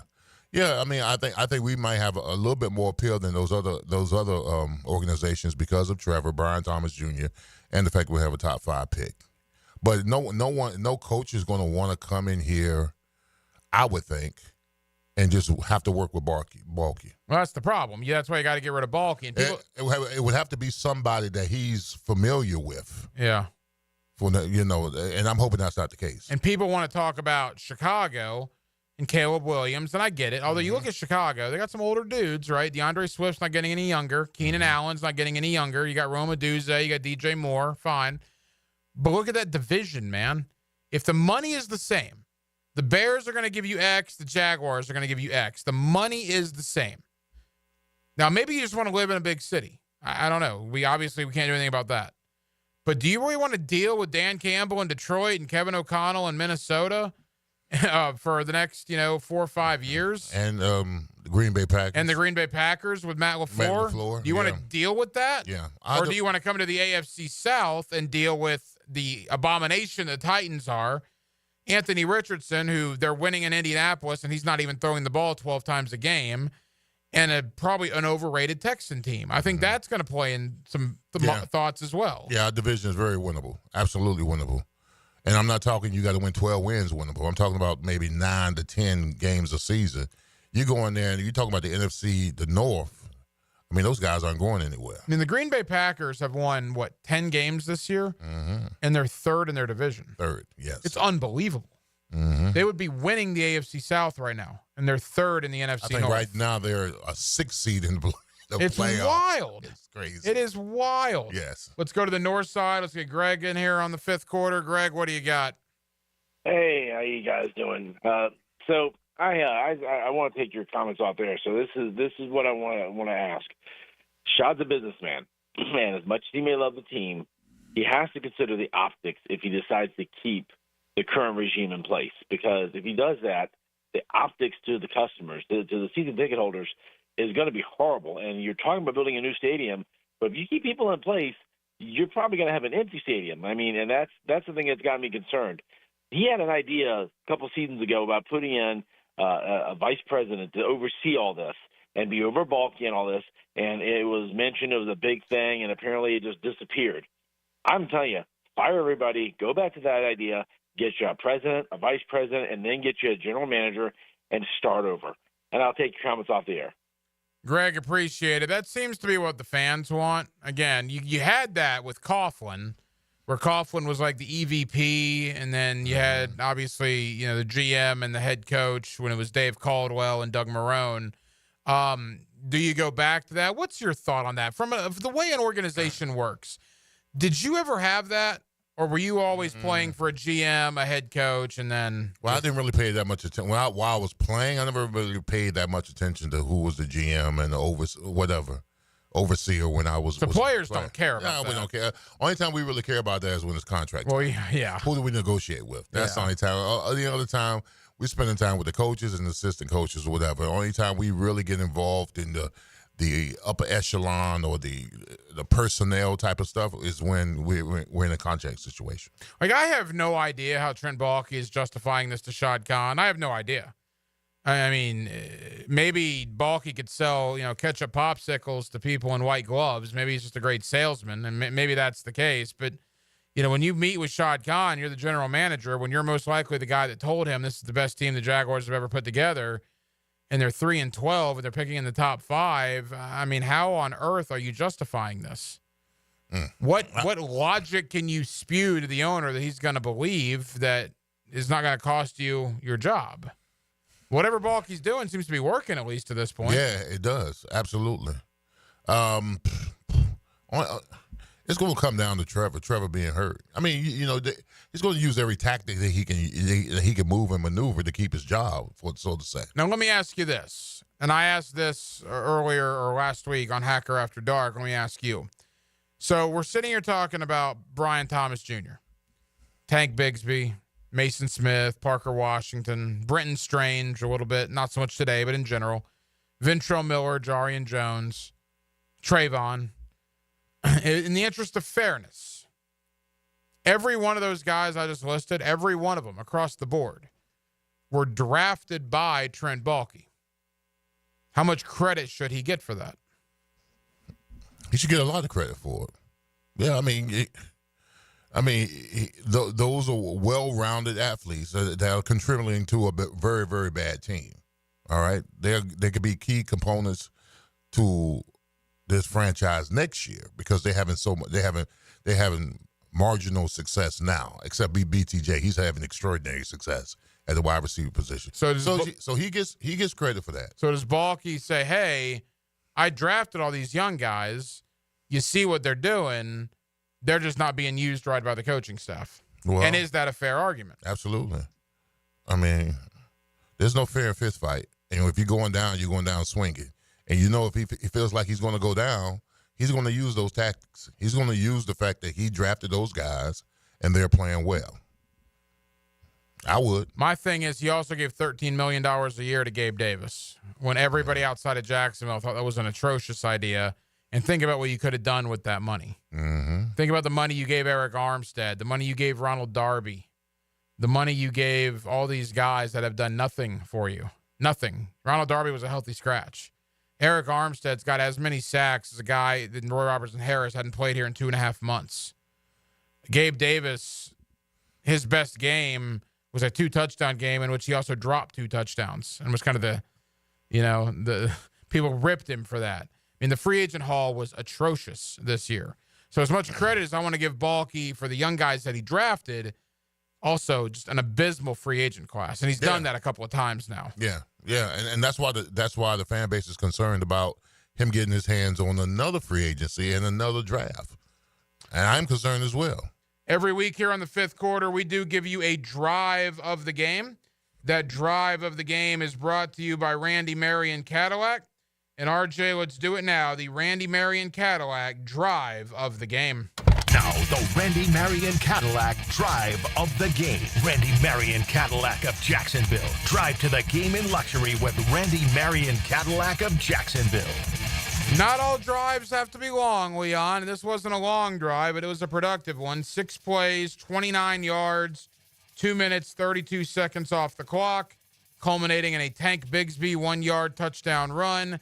That Jaguars 6-play, 29-yard drive is this week's drive of the game. Not long, but effective. Definitely needed.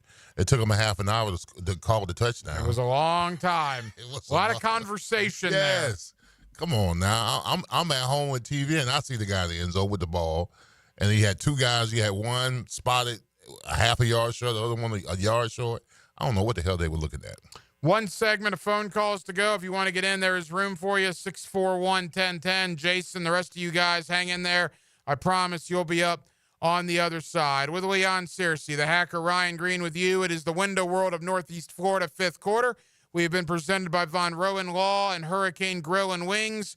All phone calls tonight are courtesy of the Garber Auto Mall phone line. More to do as the fifth quarter begins to make the turn for home.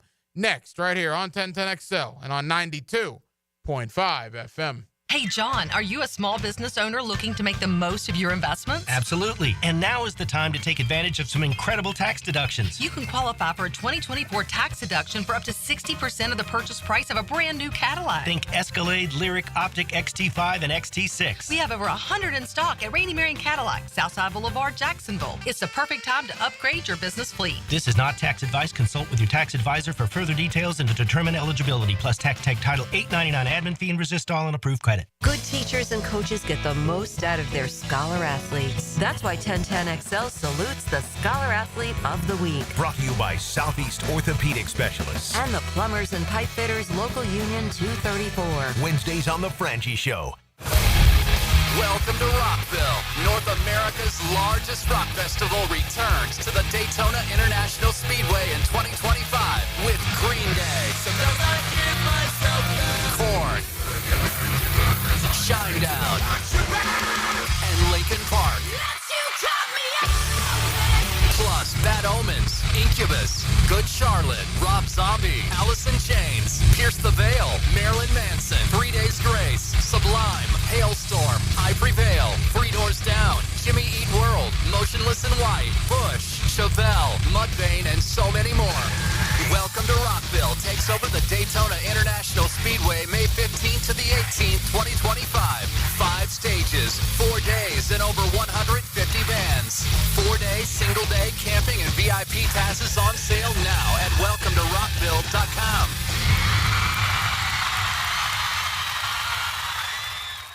Huddle up at Hurricane Grill and Wings, where every day is game day. From their famous wings to refreshing new cocktails, serving up the flavors you crave. And score big with awesome happy hour deals. It's the perfect spot to catch all the football action while enjoying your food faves, cocktails, and beer. Don't miss out. Grab your friends and family and swing by Hurricane Grill and Wings and see what everyone's cheering about. Find the restaurant nearest you at hurricanewings.com. Hey, Jaguars fans, as the official whiskey of the NFL, it's not a kickoff without the generous spirit of Crown Royal. And that's why we've built the Crown Royal Rig. An absurdly awesome 18-wheeler delivering the generous spirit to stadiums and tailgates across the country. Follow the Royal Rig on its journey from city to city, bringing together local cuisine, NFL legends, and the opportunity to pack a purple bag for charity and win tickets to Super Bowl 59. Visit crownroyal.com for rules and more, and please drink responsibly. My name's Jim. I'm 53 years old. There should be options in life, like ways to lose weight. Medications now feel like the only option. I mean, it sounds like a guarantee. I do have friends who have lost weight with them. I tried holding off. I did other diets, but I was miserable. I'd rather be fat and happy. The problem was I wasn't happy fat.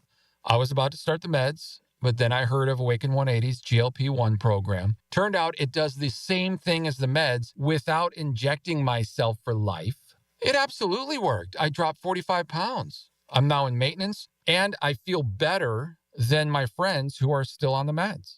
Listen, I barely know what GLP-1 is. What I do know is Awaken 180 worked for me, and I was far from miserable doing it. Thanks, Jim. You all know our success with Awake 180, and now with Awake 180's GLP-1 Balance, you address the root causes of weight issues. Do it naturally, then keep it off. Awaken180weightloss.com. When mice and rats show up in your space, they can be a real pain. You need them out fast before they have time to multiply. Terminix knows how to shut down rodents, and they'll keep them from coming back to wreak more havoc. When rodents show up, so do we. Don't live with a rodent problem. Terminix it. Visit Terminix.com today to schedule a free inspection online. That's TERMINIX.com. TERMINIX.com. Hey everybody, it's Mike Dempsey. Here in North Florida, you know that when temperatures go up and your AC goes out, you need help now. Like right now. Like lickety-split. So why not call Lickety Split and get same-day emergency service for your AC? Now, I bet you've seen their trucks all over town because they've got dozens of certified technicians ready to repair not only your AC, but your home's plumbing and electrical, too. So when you want it done right and you need it done right now, call Lickety Split, AC, Plumbing, and Electric. Hey, Jacksonville Koozies, it's me, Soccer Sam, for Salvatore's Pizza. Rochester, New York's favorite pizza is now open in Jacksonville, Florida, Tapestry Park at the Loft Hotel Plaza. Daily $10 deals. Dine in with beer and wine and delivery at salvatores.com. The famous Formoso family brings Salvatore's Pizza, Rochester's favorite pizza, including our 32-piece sheet pizza for your next event. Go with me, baby. Salvatores.com. This is the flagship station of the Jacksonville Jaguars. WJXL AM and FM. Jacksonville Beach.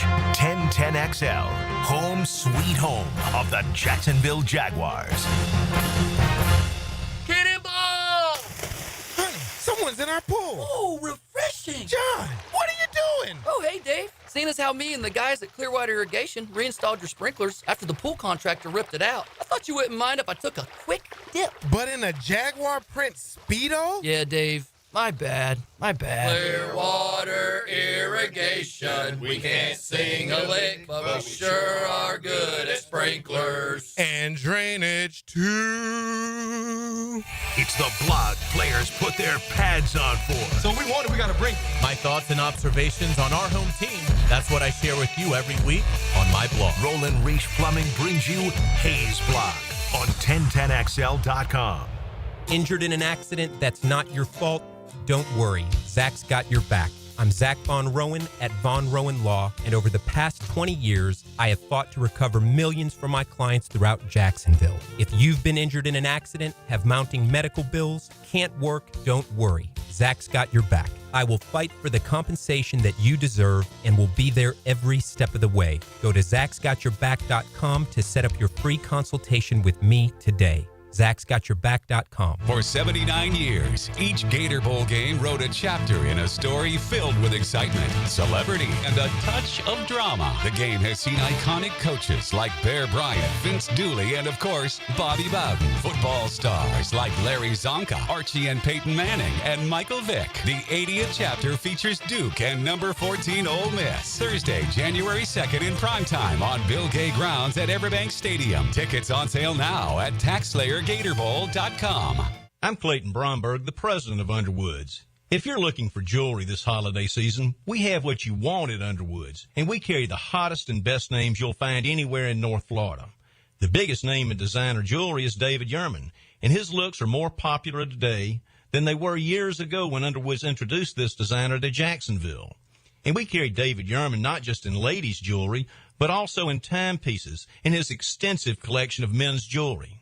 If it's a watch you're looking for, we carry Rolex and other watches considered to be the best in their price points. We also carry extensive collections of the jewelry we import directly from Italy and Spain that are always popular for their quality, style, and value.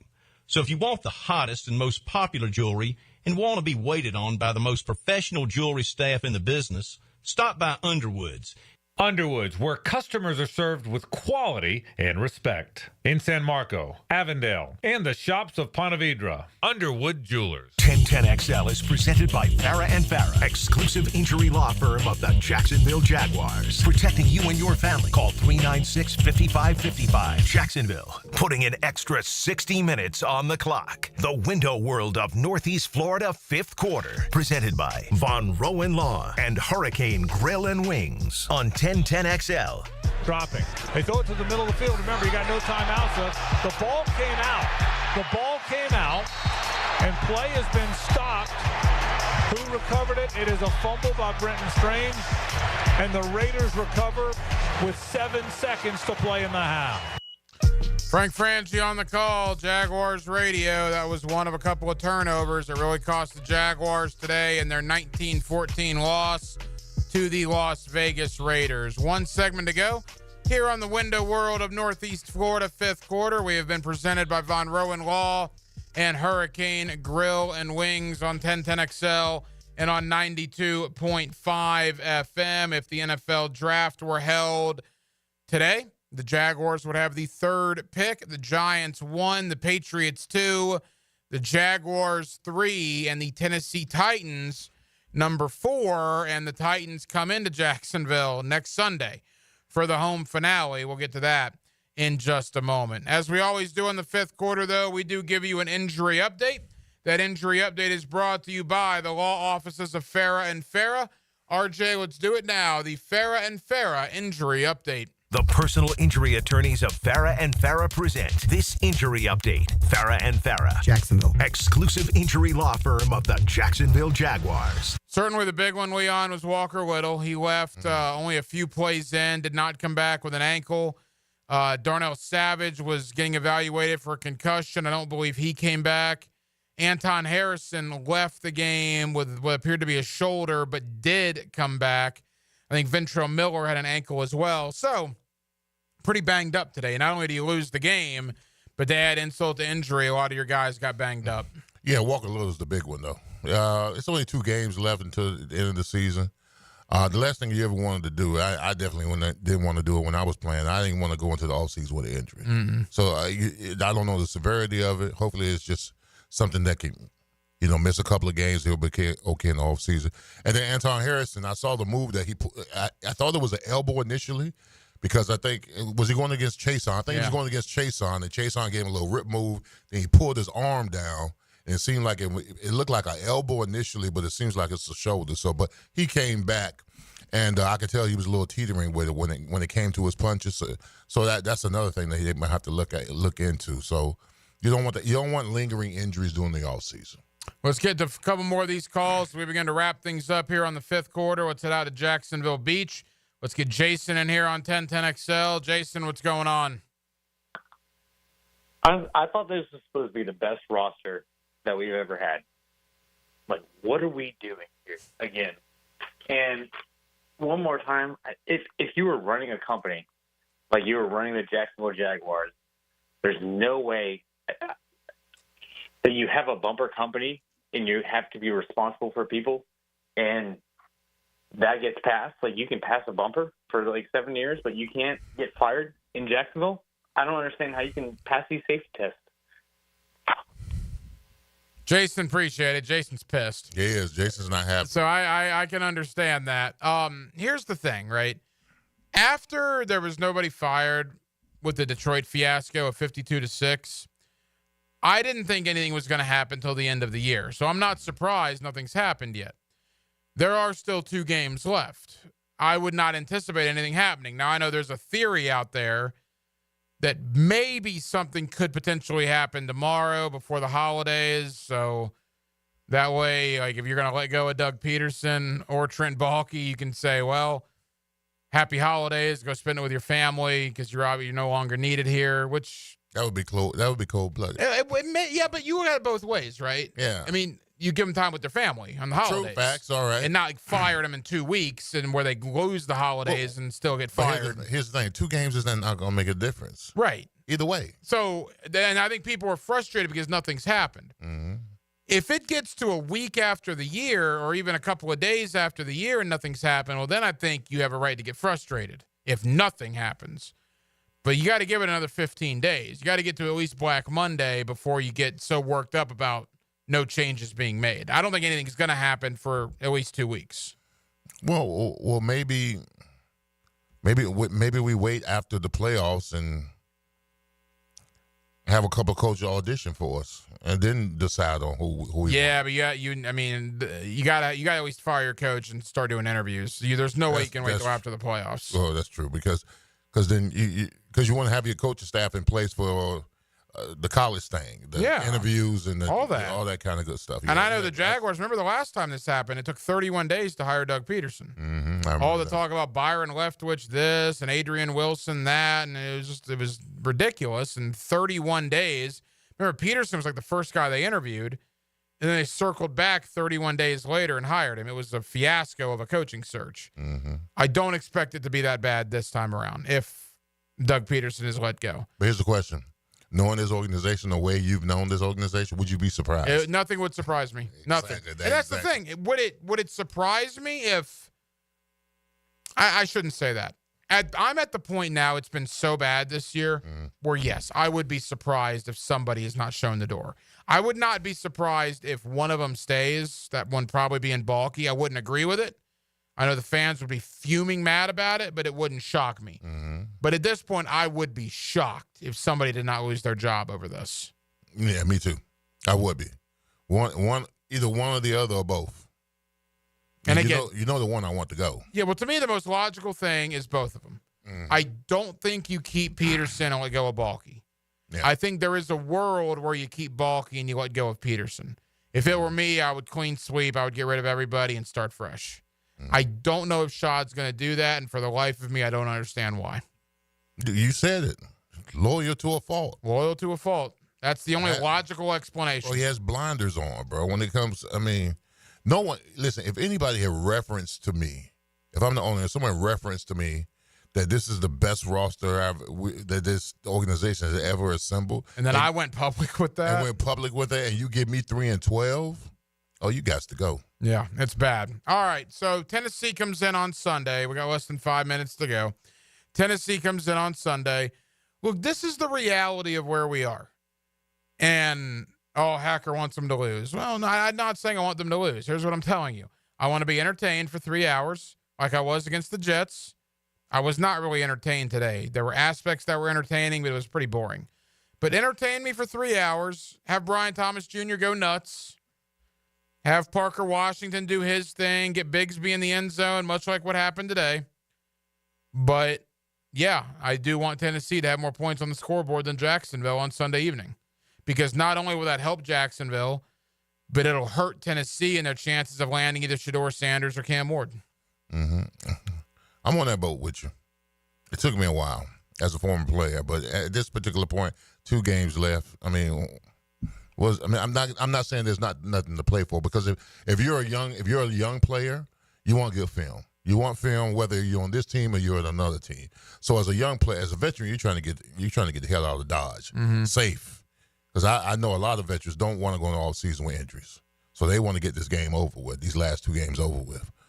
But I'm in your boat, Hack. At this particular point, with this season being a wash, a loss, imploding, throw a grenade in and blow everything up. It's like a Broadway show. I want to see the show, but I don't want to stay for the finale. Just give me a good show, and then I walk in the finale.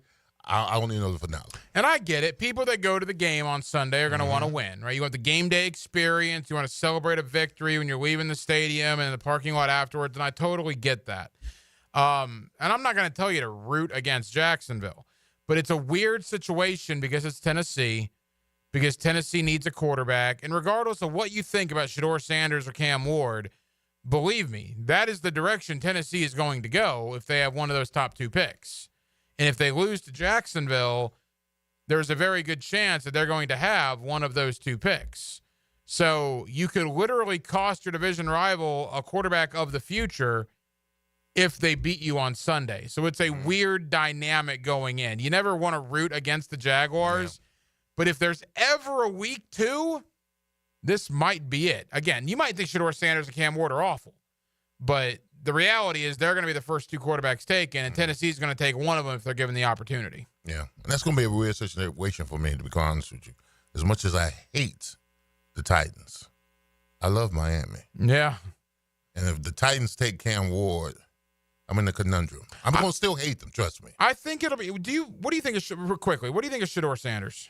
I think Shedeur Sanders is a hell of a quarterback. Absolutely. He's got the measurables. He's got the arm strength. He's got the mental capacity, and he's got the physical. He's got the physicality. I think he's going to be a hell of a NFL pro. Those appear to be the top two quarterbacks, no question about it. All right, as we wrap up, positivity. Anything you got left from a 3-12 game? I'm empty. I'm empty. A little bit. You got nothing left. I got nothing left. All I want, listen, I'm like you, Hacker. All I want to see is I want to see the young guys play well. I want to see the young guys play well, and be healthy, and let's wrap this season up, bro. It's been a long one. It's been a very long season. It could not end soon enough. Yes. And it is the holiday season. It is. Right? So we have that to look forward to. Leon Searcy, a very happy holidays. Merry Christmas to you and your family. You as well, bro. That is Leon Searcy, former Pro Bowl offensive tackle for the Jacksonville Jaguars. R.J. Saunders has been your producer. I'm the hacker, Ryan Green. This has been the Window World of Northeast Florida, fifth quarter. We have been presented by Von Rowan Law and Hurricane Grill and Wings. All phone calls tonight courtesy of the Garber Auto Mall phone line. Jeff Prosser will be in this studio at 6 a.m., and we will start 16 hours of local programming right here on your home of the Jacksonville Jaguars, 1010XL and 92.5 FM. I'll be on a little earlier on a Monday, 6 o'clock to 8 o'clock tomorrow night for a Monday edition of Hacker After Dark. So until 6 a.m., have a very good night, Jacksonville.